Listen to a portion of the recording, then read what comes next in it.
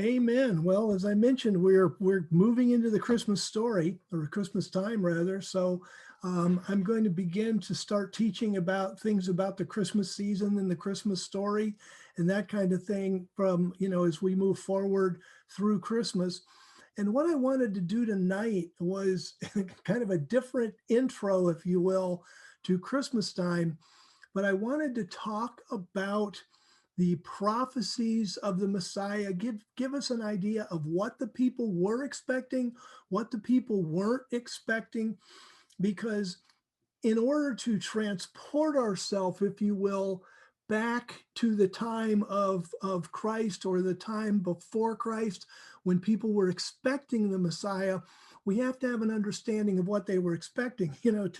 Um, we talk about Christmas time and, you watch the ads on TV and there's all these bright young children's faces and they're all excited, but they're not excited about knowing about Jesus. They're excited about getting stuff. And sometimes we can get so wrapped up in that kind of Christmas thing.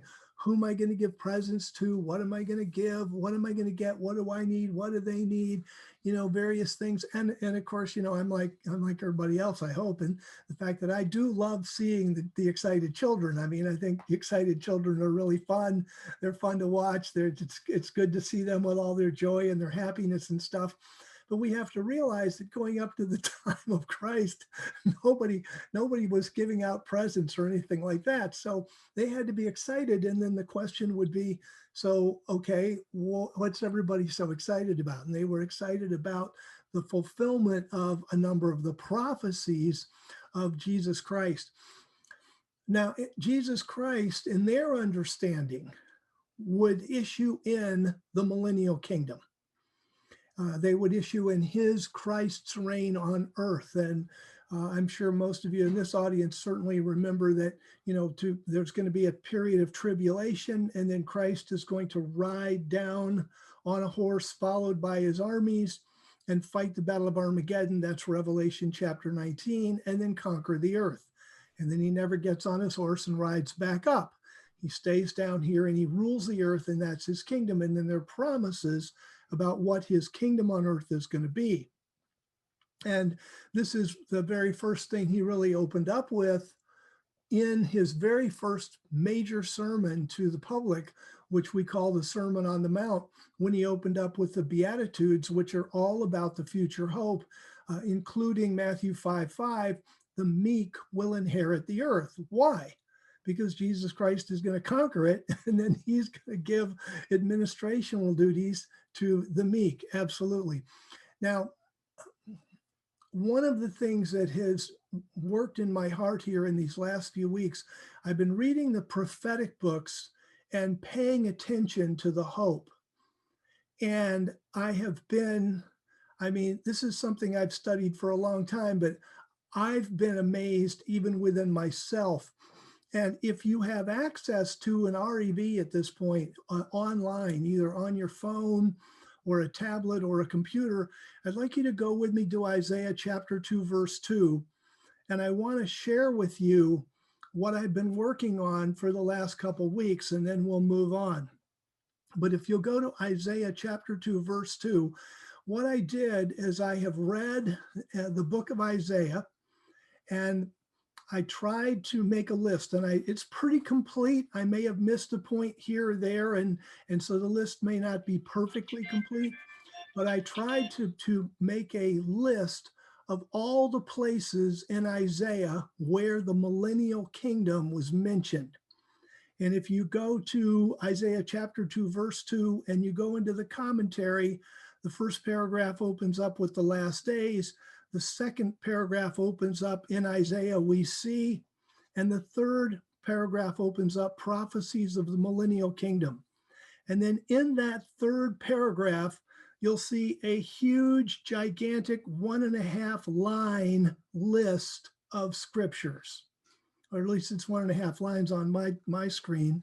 So I don't know how big your screen is, but it's this gigantic list of scriptures that starts in chapter 1, chapter 2, chapter 4, chapter 9, chapter 11, chapter 12, chapter 14, chapter 16, chapter 19, chapter 25, right on up through the very last chapter in Isaiah, chapter 66.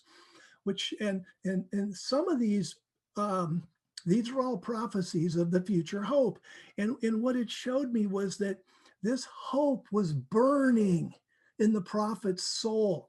And some of these verses, when you're reading along in the scripture, some of them seem, well, some of them tie very well into the context. You're reading along and the context is about God and moving, and then all of a sudden he brings up the deliverance and what he's going to bring forth, and it makes perfect sense. And some of them, it's like God is talking about something else out there somewhere, and then he goes, "Oh yeah, don't forget the hope," and then he goes back. And it's like, you've got to be kidding me. And there are some of these where I've looked and looked to try to figure out how do I tie this into the context? That's kind of my next job for myself, is to go back over these prophecies and to see how God has interwoven them. But you can't look at a list of prophecies like this without going, hokey smoke, look at how many prophecies of the millennial kingdom there are just in Isaiah. This isn't in the Bible. This is just in the book of Isaiah. And it shows you that this just burned in the prophet. And why? Well, it's the same reason it ought to burn in us. Life is tough. Life is difficult. Believers are persecuted. Believers can have a hard time. And it's like person who prayed tonight that maybe God would open people's hearts and that kind of thing. We're still in the same boat. And so that's why Christ in the Sermon on the Mount said, "Blessed are those who hunger and thirst for righteousness." Righteousness in that context in the Sermon on the Mount means justice. It's referring to justice on earth. Is that you? I can tell you it's me. I salivate over a time when what happens on the earth will actually be just, that people won't get shortchanged, messed over, mistreated, unjustly handled, blah, blah, blah. And boy, when Christ comes, the earth is going to be a place with great righteousness and great justice. And Christ knew that because of the prophecies in the Old Testament. And he said, "Blessed are you if you're hungering and thirsting after that justice on earth, because you will be filled." Not in this life, but when the Lord comes back and conquers the earth and rules as king, that's when that's going to happen. So I wanted to show you that list because you might want to play around with that as we enter into the Christmas season. You're thinking about the hope and the coming of Christ. Let's go to Isaiah chapter 9. So here in Isaiah chapter 9, what we're going to see as we develop a few of these prophecies is that there was really no indication, no clear indication anyway, that the Messiah was going to die. The prophecies seemed pretty clear. He was going to be born. He was going to grow up. He was going to conquer the earth and set up his kingdom. And that's what people were excited about. And that's why in Matthew chapter 16, when Christ introduced the fact that, I'm going to be arrested and I'm going to be killed, and Peter's like, "What? That's not ever going to happen to you." Or in John chapter 12, when Christ is talking about being crucified and the crowd says, "We've heard that the Messiah is going to live forever, so we're kind of lost here. Who's the Son of Man now that's going to be crucified?" What? They just didn't get it. And even at the Last Supper, Christ is saying, "I'm going to go away," and he's talking about being arrested, being taken, being killed. Then of course, going away and ascending into heaven, and and the apostles scratching their head. And I think it's in John 14 that one of the apostles looks at the other, says, "Does anybody know what he's saying?" Because what he was talking about was so outside their mind. That's why was that? Well, here's why. Let's go to Isaiah chapter 9. And we're talking about the vengeance of God. Verse 5, for every boot of the tramping warrior in the noisy battle, and the garments rolled in blood will be for burning, will be for fuel, for the fire. In other words, there's not going to be any war when the Messiah rules. So why are these boots and these garments going to be gone? Verse 6, for a child will be born to us, a son will be given to us, and the government will be on his shoulders. And he will call his name Wonderful Counselor, Mighty Hero, Father of the Coming Age, Prince of Peace. Of the increase of his government and of peace, there will be no end.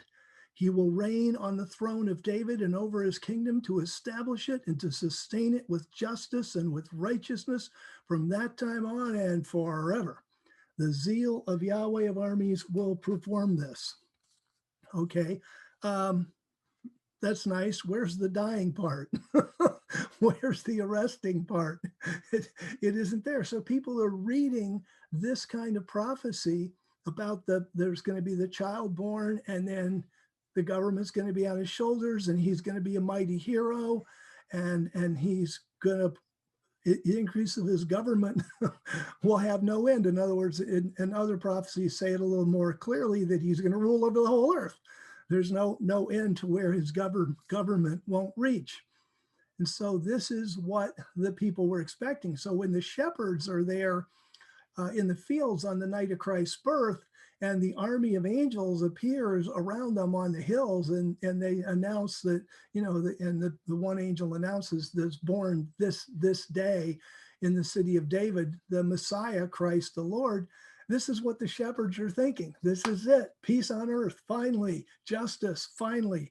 That's what they're excited about. Let's go to chapter 11, Isaiah chapter 11. And we get kind of a repeat of the same thing. Starts out a shoot, a tzimach, a shoot. This would refer to the Messiah, who's considered to be a shoot. A shoot will come out of the stump of Jesse. Remember, you had Jesse was the father of David, and then you had King David, and then you had Solomon. Well, then what happened with Solomon, he messed up and became an evil king. And so the kingdom was divided into Israel and Judah. And by this time in Isaiah, there were already attacks from the Syrian Empire into northern Israel. There had been attacks of the Assyrian Empire in. And so what was a wonderful, tremendous, united kingdom under David and under Solomon was now just a stump. The kingdom was gone. The kingdom that David and Solomon knew no longer existed. There's only a stump left, but there's going to come a shoot out of that stump, and a branch from his roots will bear fruit. And the spirit of Yahweh will rest on him, a spirit of wisdom and understanding, a spirit of counsel and power, a spirit of knowledge and of the fear of Yahweh. His delight will be in the fear of Yahweh. He won't judge by what he sees with his eyes, nor will he decide by what he hears with his ears. In other words, nobody's going to be able to bend his ear or deceive him. Verse 4, but with righteousness he will judge the poor. He will decide with equity for the humble of the earth.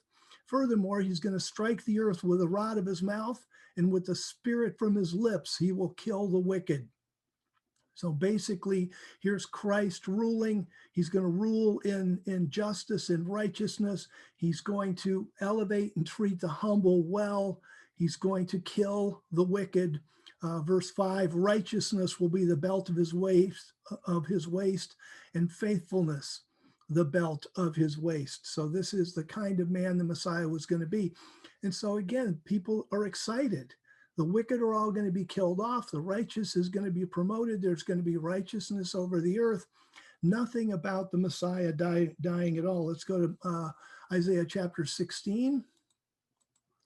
And in Isaiah chapter 16, and this is just, this is the kind of thing I was talking about where, you're just reading along, and all of a sudden just this kind of one verse pops up about the millennial kingdom. So he's talking in verse 4, let my outcasts dwell with you. As for Moab, be a hiding place for him from the face of the destroyer. For the extortioner has come to an end. Destruction has ceased. Those who trample down have disappeared out of the land. Verse 5, a throne will be established in covenant faithfulness, and one will sit on it in faithfulness in the tent of David, one who judges and seeks justice and swift to do what is right. Just one verse. Just this kind of one verse just sitting there about the Messiah in the millennial kingdom. And then verse 6, it goes right back. Well, we've heard of the pride of Moab, that he's very proud, blah, blah. It's this one verse that pops up like a mushroom in the yard. And there it sits. And it gives you hope about the millennial kingdom and about the Messiah. Let's go to chapter 42. Isaiah chapter 42.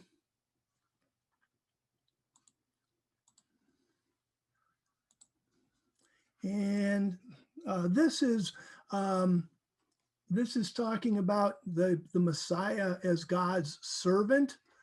And 42:1, God speaking, behold, my servant whom I uphold, my chosen in whom my soul delights.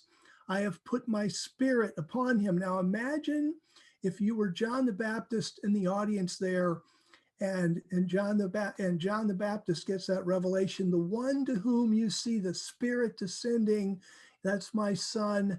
And all of a sudden, here's Jesus Christ comes up to John.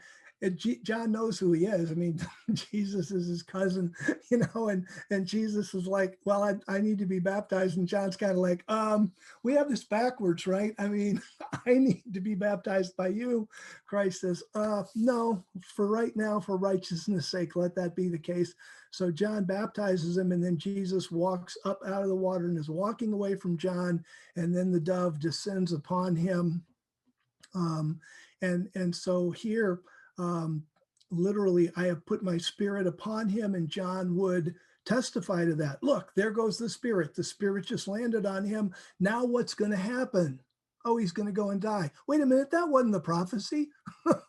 I have put my spirit upon him. He will bring justice to the nations. That's what's supposed to, I can just see John the Baptist, that's what's supposed to happen. What do you mean get arrested and die? He got the spirit. Now he's supposed to be like king and bring justice to the nations.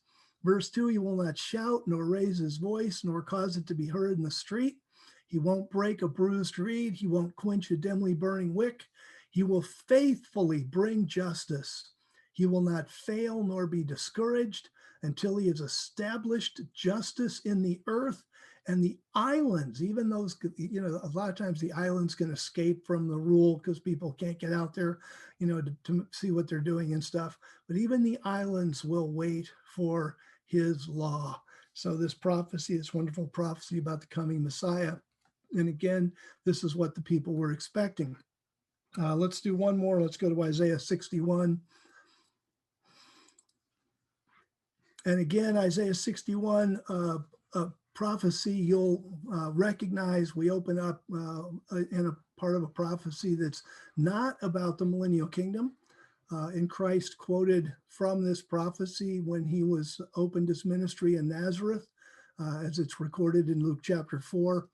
So Isaiah chapter 61, the Spirit of the Lord Yahweh is upon me. Of course, that Spirit came right after John baptized him. The Spirit of the Lord Yahweh is upon me because Yahweh has anointed me. That is, by the way, the Hebrew word anointed. Mashiach is he's Messiahed me, if you will. And there were a lot of people in the Old Testament who were anointed. And so Jesus Christ had to be differentiated from them because of obviously his sinless blood and all that stuff. But the Spirit of the Lord, Yahweh, has anointed me with that Spirit to preach the good news to the humble. He has sent me to bind up the brokenhearted, to proclaim liberty to the captives and release to those who are bound, to proclaim the year of the Lord's favor and the day of vengeance of our God. And I think most people are understanding that if there's going to be peace on earth, we've got to get rid of the wicked. So this is a bound together prophecy. There was no way reading this in the book of Isaiah to understand that the year of the Lord's favor would be separated by now some 2,000 years from the day of vengeance of our God. So the people are expecting, here are the shepherds, here's Mary giving birth to the Messiah, Joseph standing around. They tell all the people in the neighborhood of Bethlehem, the Messiah has been born, Simeon in the temple, Anna in the temple. This is the Messiah. This is what they're expecting. They're expecting this kid's going to grow up. He's going to sit on the throne of David. He's going to kill the wicked. He's going to rule with justice. To proclaim, verse 2, the year of Yahweh's favor, the day of vengeance of our God, to comfort all who mourn, and to provide for those who mourn in Zion by giving them a garland for ashes, the oil of joy for mourning, a garment of praise for the spirit of heaviness, so that they may be called trees of righteousness, the planting of Yahweh, so that he may be glorified. And then if we keep reading, what is the Messiah is ruling, what's going to happen? Well, where was Israel when Christ was born? It was that stump of Jesse. By the time, by the time Isaiah was writing, Israel had been attacked by Syria and Assyria. But by the time you get to Isaiah chapter 61, and then you're talking about the birth of the Messiah, as the shepherds would see this, as Mary would read this, as Joseph would read this, as Zachariah and Elizabeth would read this, that, okay, here's the Messiah. He's here now. What's going to happen? See, then as the Messiah begins to reign, they're going to rebuild the old ruins. They will raise up the former desolations, all those cities in Israel that were just kind of rock ruins around. Where the Messiah is going to oversee the rebuilding of Israel. And so he's going to rebuild the old ruins, raise up the former desolations, repair the ruined cities, the desolations of many generations.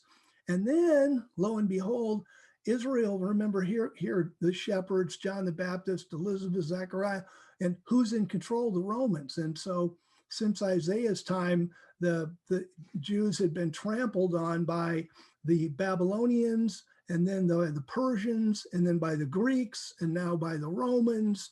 And so Israel basically has been enslaved and pushed around and bullied by all those cultures. And now the Messiah is going to turn that around. Verse 5, strangers will stand and feed your flocks.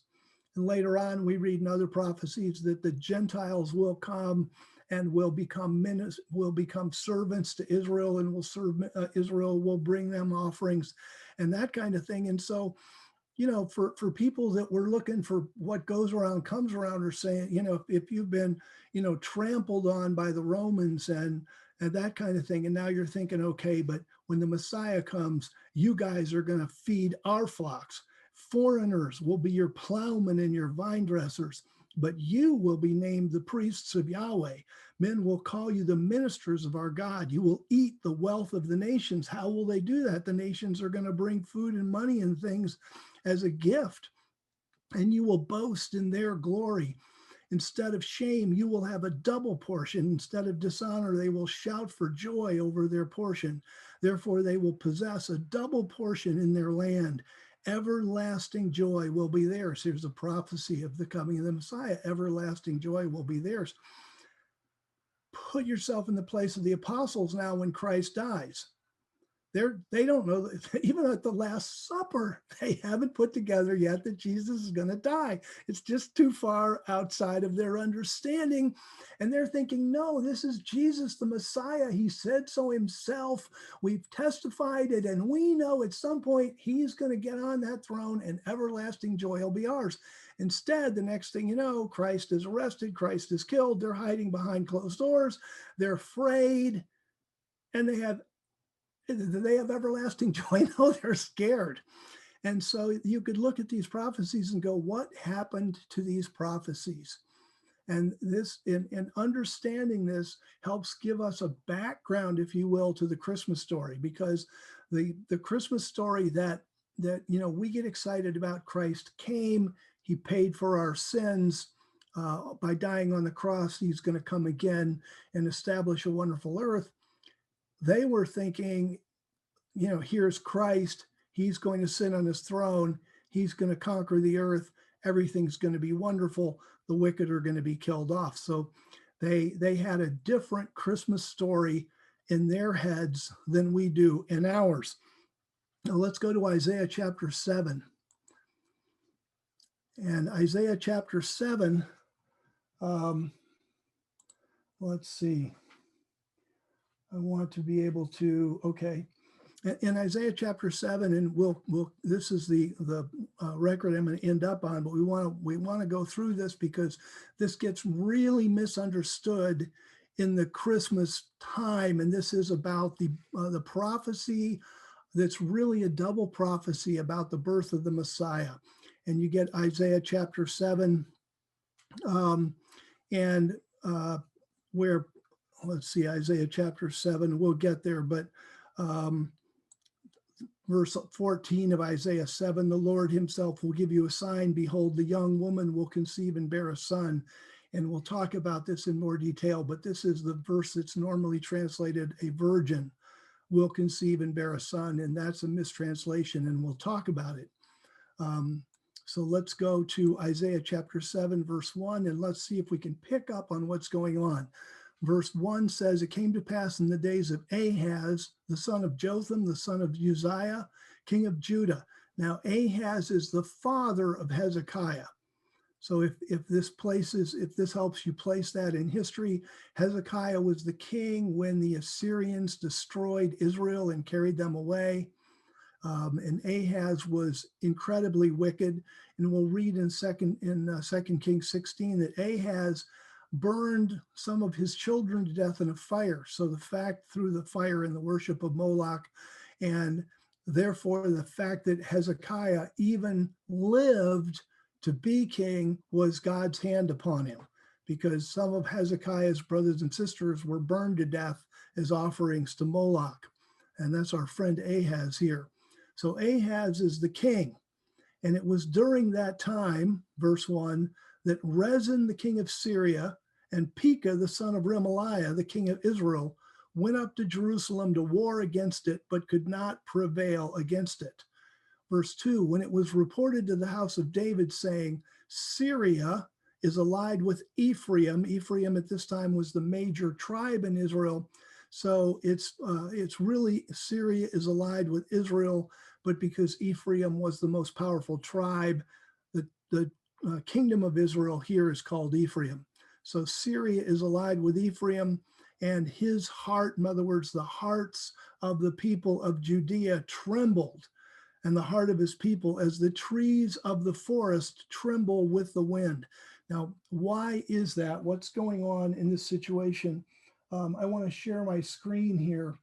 Let's see. I'll just share my screen just briefly. Want to show you this because it'll help us understand what's going on. You're now looking at a map, and this purple down here is Judah, and you can see how small it is. The bigger country just to the north in blue is Israel, and this huge country up here is Syria. So what you have at the time of this prophecy in Isaiah 7 is you have this huge country, Syria, in a covenant alliance with this country, Israel, making this gigantic country here against little Judah. And so that's why the people of Judah were really worried and their hearts were trembling. So now we go back to Isaiah chapter 7, verse 3. Then Yahweh said to Isaiah, go out now to meet Ahaz. I'm sure Isaiah wasn't particularly looking forward to that. It's not the guy that I would want to meet.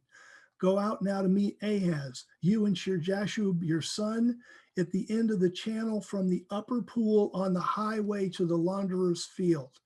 By the time of Isaiah and Ahaz, Jerusalem had grown to the point that the little spring Gihon could not give water to the whole city, so they had to dig big cisterns outside the city and brought the water in by aqueducts, and that's the channel from the upper pool. that it's talking about here. So was a channel, and God knew where Ahaz was going to be at that aqueduct, and he told Isaiah, go there. And when of course, verse 4, then you're going to meet Ahaz. Verse 4, tell him, take care and keep calm. Do not be afraid. Do not let your heart faint because of these two stubs of smoldering firewood, because of the fierce anger of Rezin and Syria. Rezin's the king, Syria is the country, and of the son of Remaliah. Remaliah, the son of Remaliah is Pekah, the king of Israel. So you've got Rezin in Syria and Pekah in Israel. Verse 5, because Syria, along with Ephraim and the son of Remaliah, have plotted evil against you, saying, let's go up against Judah and tear it apart. Let's divide it among ourselves and set up a king in its midst, even the son of Tabeel. Verse 6 reveals the confidence that Syria and Israel had. They were much larger countries. They had a much larger army. They were so confident of military victory. They had already figured out who they would leave in charge of the people of Judah, this guy named the son of Tabeel. But Isaiah speaks up in verse 7 and says, so this is what Lord Yahweh says. It won't stand. It will not stand, nor will it happen. In other words, you don't have to worry about this, Ahaz. They're not going to win the war. And he says, verse 8, for the head of Syria is Damascus. The head, capital city of Syria is Damascus. The head of Damascus is Rezin. He's the king. And within 65 years, Ephraim, Israel, will be broken in pieces so that it will not be a people. And that historically happened. Ephraim was attacked and destroyed by Assyria much sooner than 65 years, but they still kind of hung together as a people group.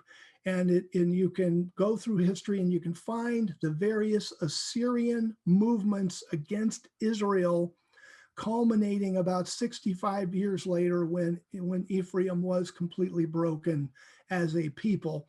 This prophecy was literally fulfilled. Verse 9, the head of Ephraim is Samaria. Samaria is the capital city. The head of Samaria is Remaliah's son, that's Pekah, the king. If you will not believe, surely you will not be established. And Ahaz did not believe, and he was not established. Ahaz died, I think, at like age 36. Verse 10, and this is very interesting. So Yahweh spoke again to Ahaz, saying, verse 11, ask a sign of Yahweh your God. Ask it either in the depth or in the height above. So God is now speaking through the prophet to Ahaz, King Ahaz, and he says, okay, Ahaz, look, it doesn't look like you can win against Syria and against Israel, but I'm telling you, you can win. So ask me for a sign that you will win. And so Ahaz says, I will not ask, nor will I tempt Yahweh. At this point, I want to take a break and go to 2 Kings chapter 16 to show you why Ahaz said that. Because Ahaz is not being genuine with the prophet. He's prevaricating. He says, oh, I'm not going to ask. I'm not going to tempt Yahweh. Yeah, bunk. 2 Kings chapter 16, please. And here's our friend Ahaz. And in verse 1, it says, in the 17th year of Pekah, the son of Remaliah, he's the king of Israel that we met in Isaiah chapter 7. Ahaz, the son of Jotham, king of Judah, began to reign. He was 20 years old when he began to reign. He reigned 16 years in Jerusalem. So that's why I say he died at 36. He did not do what was right in the eyes of Yahweh his God, like David his father. Instead, verse 3, he walked in the ways of the kings of Israel, yes, and made his son to pass through the fire in accordance with the abominations of the nations that Yahweh had driven out from before the children of Israel. So he killed some of his children in pagan worship. Verse 4, he sacrificed and turns incense into smoke perfume in the high places and on the hills and under every green tree. So he was seriously into idolatry. Verse 5, then Rezin, king of Syria, and Pekah, son of Remaliah, king of Israel, came up to Jerusalem to war, and they besieged Ahaz, but could not overcome him. This is what we're reading about in Isaiah 7, when Syria and Israel team up against Judah. Now remember, now what happens is the prophet says, ask for a sign. Ahaz says, I'm not going to ask. And Ahaz pretends and says, oh, I'm not going to tempt the Lord. But here's what really what happened. In verse 6, it talks about Rezin, king of Syria, going down into Judah and recovered Elath, city down in the south of Judah by the Red Sea. Verse 7, so Ahaz sent messengers to Tiglath-Pileser, king of Assyria, saying, I am your servant and your son. Come up and save me out of the hand of the king of Syria and out of the hand of the king of Israel, who have risen up against me. Verse 8, and Ahaz took the silver and the gold that was found in the house of Yahweh. Okay, this is Yahweh's silver and gold. This was given by people who loved God to God's temple. And Ahaz takes that silver and gold, and because he doesn't trust to rely on God, he's going to take God's silver and gold and he's going to hire the Assyrians. Now, to get an idea of what we're dealing with Assyria, let me see here. Yeah, I'll share my screen again. So let me go down here and share my screen and share. And you're now looking at a map. Now, here's little Israel down there, and here's little Jerusalem, that dot. So here, this is little Judah, and above it is little Israel, and here's Damascus, the capital Syria. So on that other map, they looked really big, but here, all they are is this little piece right here. Now, granted, compared to little Judah, that piece is pretty big, but here's Assyria. So it is the big dog on the block by a long way. And here is the attack of Sargon and Sennacherib onto Israel when they destroyed Israel and carried it away. So basically what happened was, out of Jerusalem, Ahaz the king, afraid of little Israel and afraid of Syria, hired Assyria. And Assyria says, money, okay, to do what we wanted to do anyway, which is expand our empire. This is pretty cool when people to pay you to do what you want to do anyway. They come down, and that's kind of the end of Israel and Syria. So it says in verse 9, I'm back in 2 Kings chapter 16. I'll stop sharing. So I'm back in 2 Kings chapter 16. After verse 8, Ahaz takes God's silver and gold, and hires the Assyrians. Then verse 9, the king of Assyria listened to him. And the king of Assyria went up against Damascus and captured it. Wasn't that big a deal with the Assyrian war machine, the big dog on the block in those times, carried his people captive to Kir and killed the king, Rezin. And then, of course, we know from 2 Kings 17, then they marched south and did the same thing to Israel. They destroyed Samaria and carried the people of Israel captive to the borders of the Assyrian Empire. And with that, let's go back to Isaiah chapter 7. And if we understand that background, then we can understand when Isaiah is concerned that Ahaz and the Judeans are afraid. And in verse 11, he says, look, ask Yahweh for a sign that you're going to win this war, that you're not going to be destroyed. And then verse 12, Ahaz, who's already sent God's silver and gold to Syria, now all of a sudden is puffing up and he's prevaricating, he's lying, he's hiding the truth. Oh, I'm not going to ask, I'm not going to tempt Yahweh. Verse 13, and Isaiah here, getting revelation from God, said, listen now, house of David, is it not enough for you to try the patience of men, that you will try the patience of my God also? Therefore, the Lord himself will give you a sign. Whether you ask for it or not, here's a sign. Behold, the young woman will conceive and bear a son, and will call his name Emmanuel. He will eat butter and honey when he knows to refuse the evil and choose the good. For before the child knows to refuse evil and choose good. So how old is that? Is that 4? Is that 5? Somewhere in there.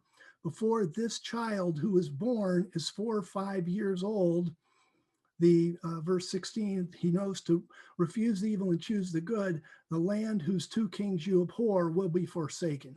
So within that short period of time, the Assyrians came down and destroyed, as we saw in 2 Kings, destroyed Syria.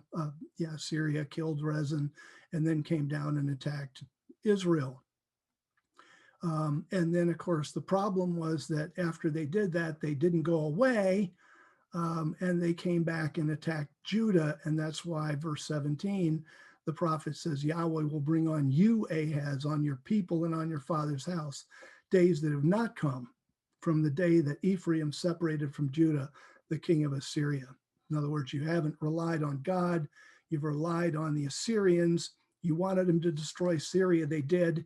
You wanted them to destroy Israel just to your north. They did. The problem is you didn't want them to destroy you, but they had a different idea, and so they have. So now when we look at verse 14 and we look at it in its context, what we're looking at is we're looking at a prophecy that's going to be fulfilled at the time of Isaiah, and it's fulfilled again in the greater prophet, if you will, Jesus Christ, through Mary. But the people at the time didn't know that this was a double prophecy. We know it because it says so in the book of Matthew. But the people at the time didn't know it. And this becomes very important because one of the questions we have to ask ourselves is if verse 14 said that a virgin would conceive and bear a son and would call his name Emmanuel, then when Mary, the virgin, conceived, why didn't they recognize that this was the Messiah? In fact, if we read the Gospel of Luke, Mary herself was not expecting a virgin birth. Let's just go to Luke really quickly. And Luke chapter 2. And Luke chapter 1. And with Mary is, let's see. So Luke chapter 1, verse 26, it's the 6th month. The angel Gabriel was sent from God to a city named Nazareth. And then it's the 6th month with Elizabeth. She's 6 months pregnant. And then the angel shows up, verse 27, to a virgin who was betrothed to a man named Joseph. Of course, that's Mary. The angel introduces himself. In verse 30, you found favor with God, Mary. Verse 31, you will conceive in your woman, give birth to a son, call his name Jesus. He will be great. Verse 33, he'll reign over the house of Jacob forever, which was the ticket to say he's going to be the Messiah of his kingdom. There will be no end. Verse 34, and Mary said to the angel, oh, so I'm the virgin of Isaiah chapter 7. No, she didn't say that. She said, okay, I don't get this. I'm not knowing a man, present participle. I'm not having sex with a man. She says, how can I get pregnant? I'm not having sex with anybody. And the angel said to her, the Holy Spirit will come upon her. So even righteous people like Mary herself were not expecting a virgin birth. Why were they not expecting a virgin birth? Back to Isaiah chapter 7. They weren't expecting a virgin birth because the Hebrew text doesn't use, it has a word that means virgin most of the time, Betula. It doesn't use that. It uses the Hebrew word alma, which means young woman. Furthermore, and you'll see this, the versions are divided. 14, the Lord himself will give you a sign. Behold, the young woman will conceive and bear a son. If you read a number of Bible versions, you will see they are split. Some of the versions read like the REV, that the young woman will conceive, and other versions read the young woman is pregnant. And to add ambiguity to the text, the Hebrew text can read either way. The verb in the Hebrew text can be the woman will conceive, or the Hebrew text can be translated the woman is pregnant.